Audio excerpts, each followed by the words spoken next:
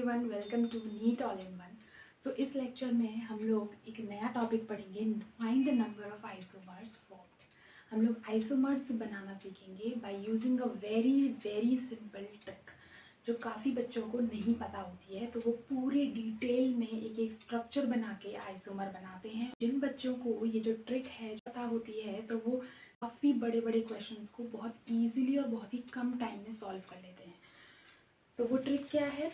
Number of isomers निकालने के लिए वो यहाँ पे सबसे बेस्ट ट्रिक जो है वो है हमारे पास एक सीरीज़। उस सीरीज़ को हमें अच्छे से याद कर लेना है। इस ट्रिक को हमें क्वेश्चंस में कैसे अप्लाई करना है वो हम एक एग्जाम्पल की हेल्प से देखेंगे। तो वो ट्रिक क्या है?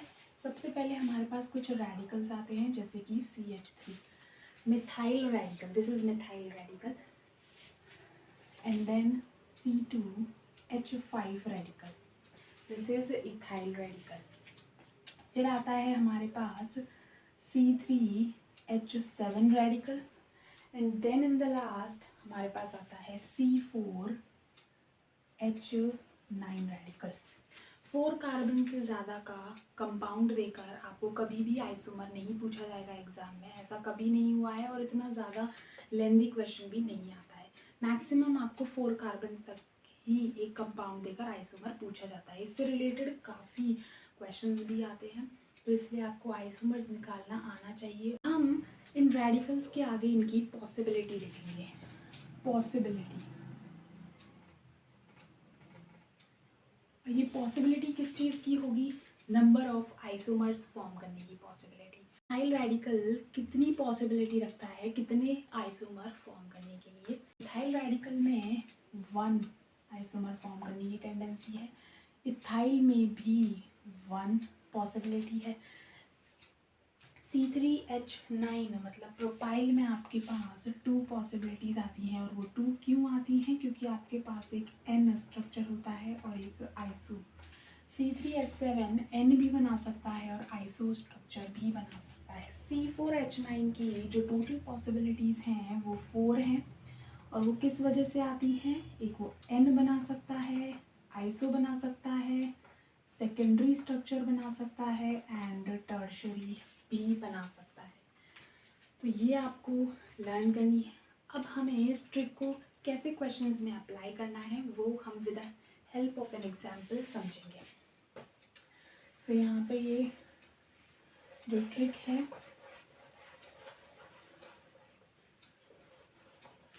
कर दी जाए और अब आता है हमारे पास हमारा फर्स्ट एग्जाम्पल जो हम इस ट्रिक को अप्लाई करना सीखेंगे।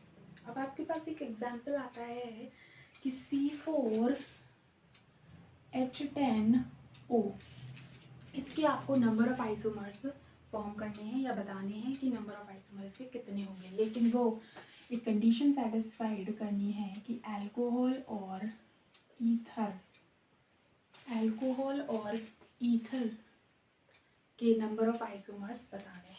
तो सबसे पहले हम लेते हैं, आपको क्या लिखना है? सबसे पहले अल्कोहल के कितने होंगे, एंड देन हियर ईथर के कितने होंगे।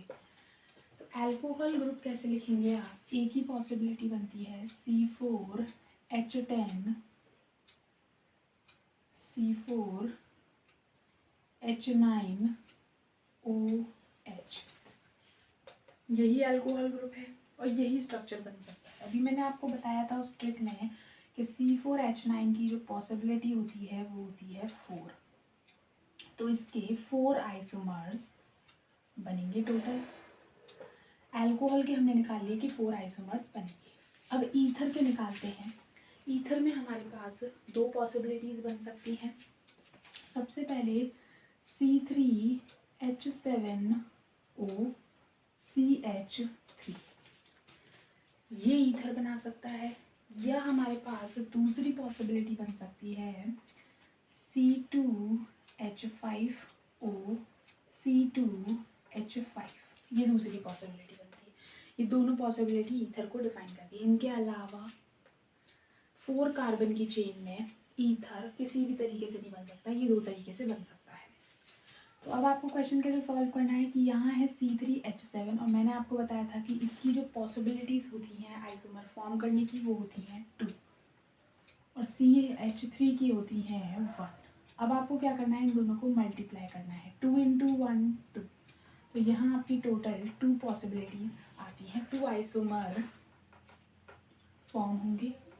एंड यहाँ पे भी आपको ऐसे ही करना है, C2H5 की पॉसिबिलिटी 1, C2H5 की पॉसिबिलिटी 1, देन मल्टीप्लाई देम। तो यहाँ पे मल्टीप्लाई करके आपका 1 आइसोमर आ जाता है।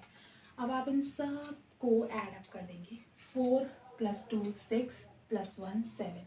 तो टोटल इसका आंसर आता है 7 आइसोमर्स। इस क्वेश्चन का आंसर है 7 isomers. So number of isomers आप ऐसे फाइंड कर सकते हैं। घर पे आप अच्छे से बनाकर देखना, C4H10O का अल्कोहल और ईथर के आइसोमर्स 7 ही आएंगे, लेकिन हमने उनको एक एक स्ट्रक्चर ना बनाकर बहुत इजीली 2 से 3 लाइन में अपना आंसर निकाल लिया। सो वो ट्रिक बहुत ज़्यादा यूज़फुल है। आई होप आपको ये ट्रिक ज़रूर हेल्प करेगी and it will be helpful to you in your preparation also. So thank you so much for watching. Please subscribe my channel.